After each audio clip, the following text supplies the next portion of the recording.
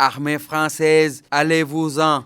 Non, Alpha Blondy est un visionnaire. Au milieu des années 90, dans une de ses chansons, il posait le débat sur l'opportunité de la présence de l'armée française sur le sol africain, la terre nourricière, le pays de Marianne. Au lendemain des indépendances, a ouvert des bases militaires dans certains pays du Pré-Carré, pour ne pas dire du champ. Libreville, N'Djamena, Abidjan, Dakar. Des accords de défense sont signés avec tous les pays de sa zone d'influence, avec la bénédiction des dirigeants de l'époque qui cherchaient un parapluie pour pérenniser le régime patrimonial. Ces accords, dont les peuples ignorent jusqu'à présent leur contenu, ont beaucoup plus servi les intérêts de la France et de ses présidents marionnettes Ousmane. Les régimes bénéficiaires du parapluie de Marianne se sont maintenus au pouvoir, foulant aux pieds la démocratie et les droits de l'homme. Et la France a fermé les yeux